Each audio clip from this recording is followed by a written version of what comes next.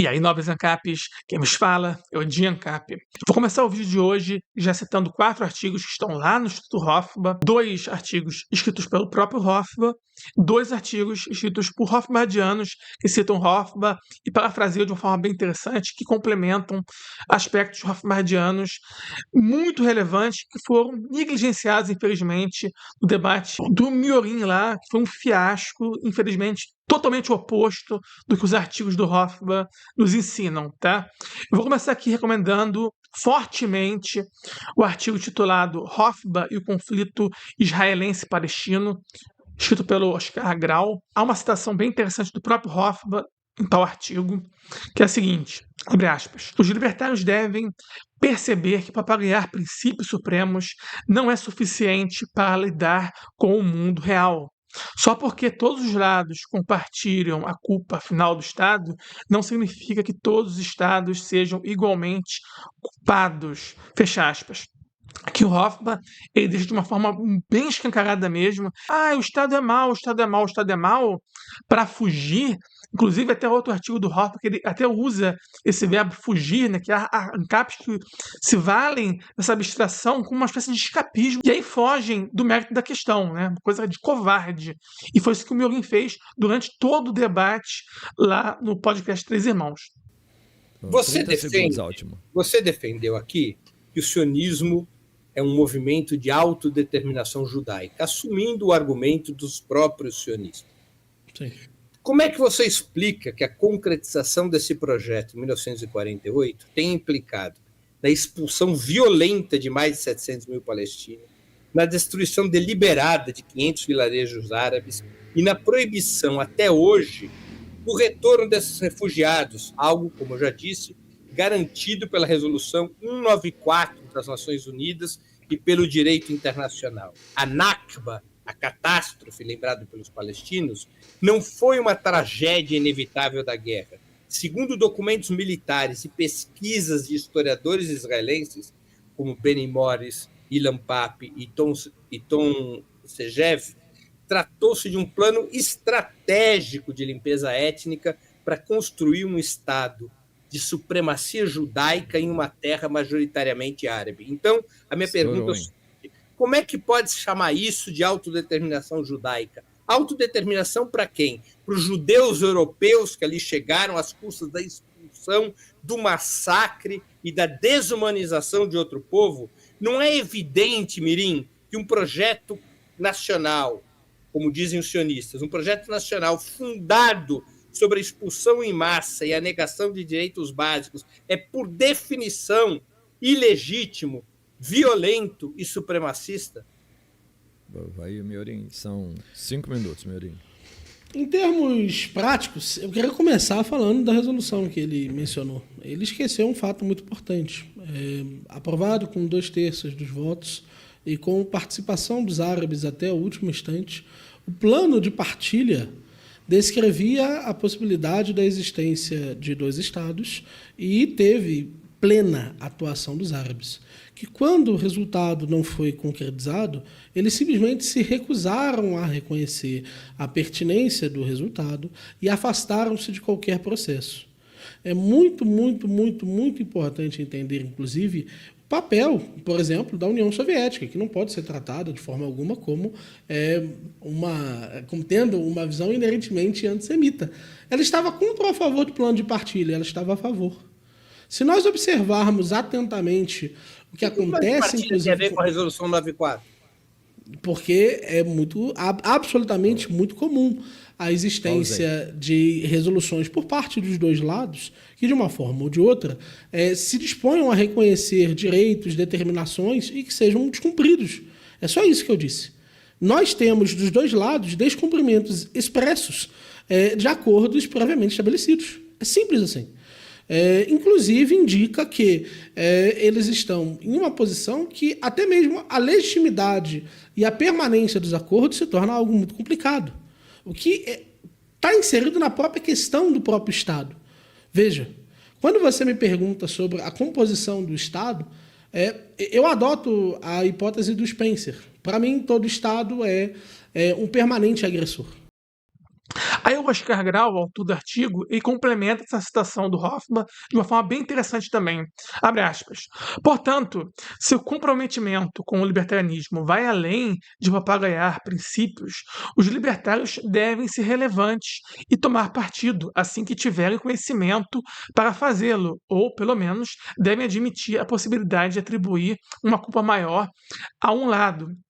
Aqui, a responsabilidade básica pela agressão recai sobre o lado israelense, como Hofbauer escreve, abre aspas, Israel tem sido o agressor no Oriente Médio, fecha aspas.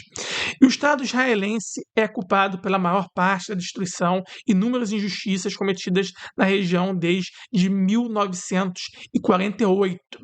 Eu também recomendo fortemente o artigo O Princípio da Não Agressão é Realista e Não um Conceito Abstrato.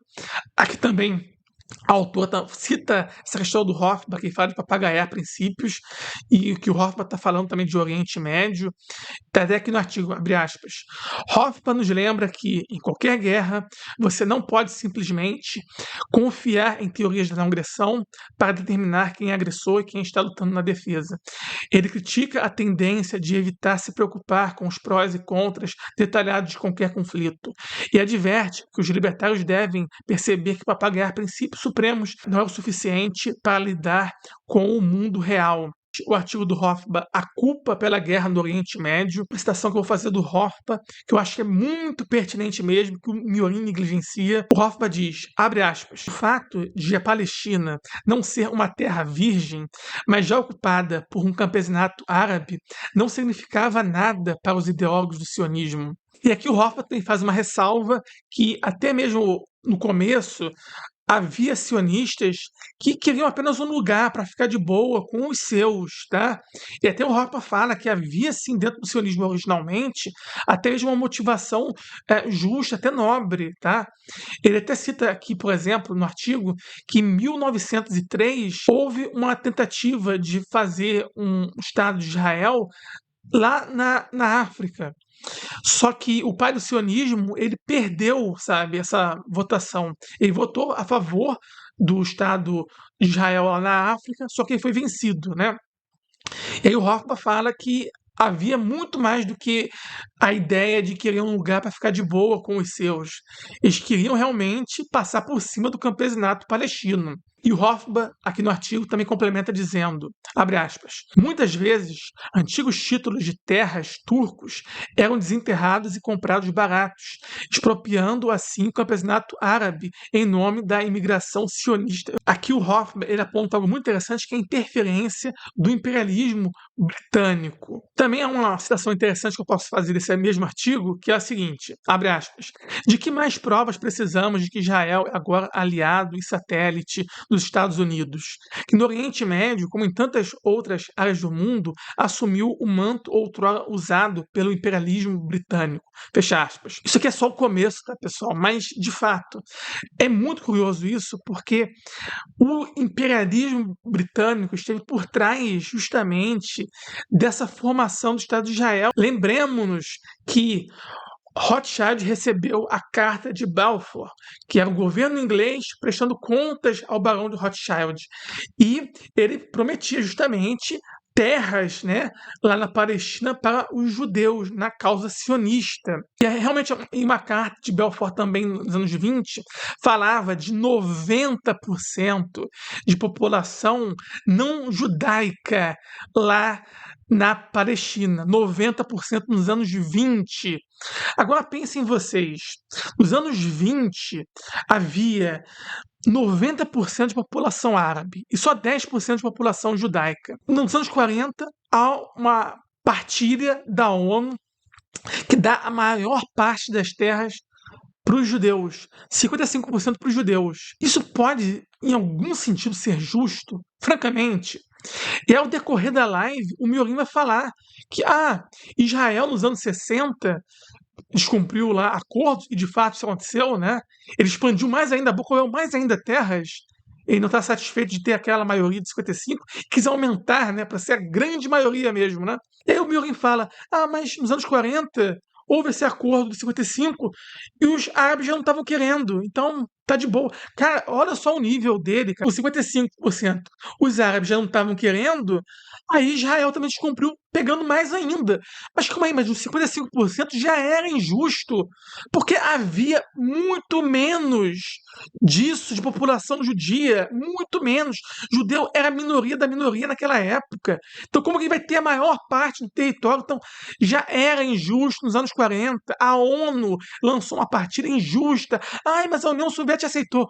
O Miorin colocou isso. Foda-se a União Soviética, cara. Assim, isso é muito covarde da parte do Miorin, cara. É muito covarde mesmo, cara. Assim, uma população majoritária recebe minoritariamente terras. Caraca, cara. O palestino já não estava aceitando a partida da ONU. Cara, isso é muito covarde, cara. Isso é muito covarde. Pra mim, assim, essa participação do Miorin foi disparada, a pior de todas, de todos os hangouts. Se bem que eu acho que já vale já pro Miorin também, já essa questão da abstração, já naquele debate com o Gustavo Machado, tá? E aqui também eu cito o artigo do Hofbauer chamado Em Defesa do Revisionismo e Contra uma História a Priori. O Hofbauer também fala da importância da história, que o libertário tem que ter um conhecimento mais de história para discutir e ficar menos nessa abstração também. Porque, cara, o Gustavo Machado, em todos os debates até então, ele falava constantemente da história do campesinato e, infelizmente, todos os libertários deram respostas horríveis. O menorzinho ainda foi o Cristiano Quioca, que ele tentou falar que o Estado estava errado e tal, mas, assim, cara, sem falar de fato da história do campesinato, né? Então falta de fato um fundamento mais de uma historiografia dos libertários desses debates, e faltou isso lá no debate do Gustavo Machado. O Miorin, ele assistiu os outros debates, provavelmente, do Gustavo Machado, e ele não percebeu essa insistência do Gustavo Machado sobre o campesinato. O Miorin deveria também levar isso à tona, falar da importância do campesinato, porque isso é algo central para a discussão com marxistas também, sobre o campesinato que foi expropriado tanto na Inglaterra como na Palestina, pelos imperialistas da Inglaterra. Então, cara, falta muito isso ao Miorin. Porque o campesinato representa a agricultura, representa o trabalho no solo, o trabalho, a terra, a apropriação original é um princípio fundamental, o trabalho concreto. Aí o Miorin reivindica que ele é um índio. Nesse sentido, é óbvio que eu encontro no Estado judeu as mesmas características de todos os outros estados. Por exemplo, a formação do Estado brasileiro. Nós tivemos o estupro de mulheres indígenas, a morte sistemática de indígenas em todas as regiões. Nós tivemos a morte por doenças, nós tivemos o descumprimento sistemático de acordos. Obviamente, houve injustiças dos colonos portugueses aqui no Brasil, evidentemente houve. Agora, não é exatamente o mesmo caso, porque aqui no Brasil a gente sabe disso, até o Rancho Amarroupe tem uma teoria que explica que zonas tropicais tendem a criar populações que não são tão dadas ao campesinato. Óbvio que havia, assim, indígenas que tinham uma agricultura incrível, principalmente mais para o norte, mas na zona temperada também havia, como os incas, por exemplo, que tinham uma agricultura incrível, avançada, sabe? Realmente, eles tinham muitas técnicas agrícolas interessantíssimas. Mas em zonas tropicais, como aqui no Brasil, majoritariamente, havia muitos povos que iam para lá e para cá e eles não tinham um vínculo realmente concreto com a terra. Comparar esses povos de séculos atrás com algo que aconteceu no século passado, que não tem nenhum século, na verdade, os anos 40 do século passado, não deu nenhum século ainda. Existem pessoas que estão vivas ainda, vivas. O maior teórico vivo do anarcocapitalismo hoje, Rancho Amarroupe, nasceu nos anos 40, gente. Tá? Então, assim, é algo muito recente. E aí o Miorin vai pegar coisa mais antiga ainda, que é mais difícil ainda de identificar, e de uma população que não tinha tanta prática agrícola como os palestinos. Então, o índio Miorin, cara, ele tinha que aprender mais com o judeu Hofbauer. Pessoal, esse foi o meu vídeo. Então, até a próxima.